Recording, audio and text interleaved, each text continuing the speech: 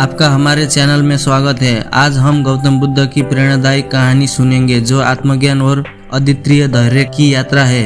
563 ईसा पूर्व के आसपास सिद्धार्थ का जन्म लुम्बिनी में हुआ, जो अब नेपाल में है। राजा शुद्धोधन ने उन्हें सुख सुविधाओं में पाला और दुनिया के दुखों से दूर रखा। फिर भी सिद्धार्थ को भीतर एक खालीपन महसूस हुआ। एक दिन सिद्धार्थ महल की दीवारों के बाहर गए और उन्होंने 4 दृश्य देखे। एक वृद्ध व्यक्ति, एक बीमार व्यक्ति, एक मृत शरीर और एक सन्यासी। इन दृश्यों ने उन्हें गहराई से प्रभावित किया और जीवन के दुखों की प्रकृति को समझने की तीव्र इच्छा जगाई। 29 वर्ष की आयु में सिद्धार्थ ने एक बड़ा निर्णय लिया। उन्होंने अपने राजसी जीवन का त्याग किया, अपनी पत्नी और नवजात पुत्र को छोड़ दिया और जीवन के गहरे प्रश्नों के उत्तर खोजने के लिए निकल पड़े। 6 वर्षों तक सिद्धार्थ ने कठोर तपस्या की, ये उम्मीद करते हुए कि आत्म मृत्यु के माध्यम से उन्हें आत्मज्ञान मिलेगा।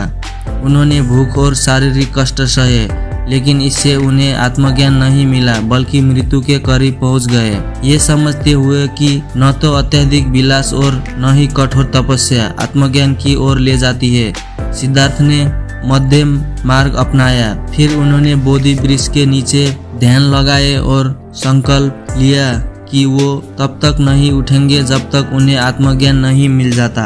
49 दिनों के गहन ध्यान के बाद सिद्धार्थ ने मारा भ्रम के राक्षस के प्रलोभनों और चुनौतियों का सामना किया और उन्हें पराजित किया। जैसे ही सुबह हुई, उन्हें आत्मज्ञान प्राप्त हुआ और वो बुद्ध जागृत हो गए। बुद्ध ने अपना शेष जीवन यात्रा करने और धर्म यानी अपने द्वारा खोजे गए सत्य का प्रचार करने में बिताया। उन्होंने 4 आर्य सत्य और अष्टांग मार्ग की शिक्षा दी, जिससे उनको व्यक्तियों को करुणा, बुद्धिमत्ता और आंतरिक शक्ति का मार्ग मिला। बुद्ध की शिक्षाओं ने सामाजिक सीमाओं को पार किया, राजाओं और साधारण लोगों पर समान रूप से प्रभाव डाला। उनके संदेश ने गहराई से प्रभाव डाला और विश्व के प्रमुख धर्मों में से एक की नींव रखी। गौतम बुद्ध की यात्रा एक शाही राजकुमार से एक जागृत शिक्षक तक आत्मज्ञान और आत्मखोज की शक्ति का प्रमाण है। उनकी जीवन कथा में सिखाती है कि सच्चा ज्ञान हमारे भीतर से आता है और बुद्धिमत्ता का मार्ग अक्सर हमारे सबसे गहरे भय और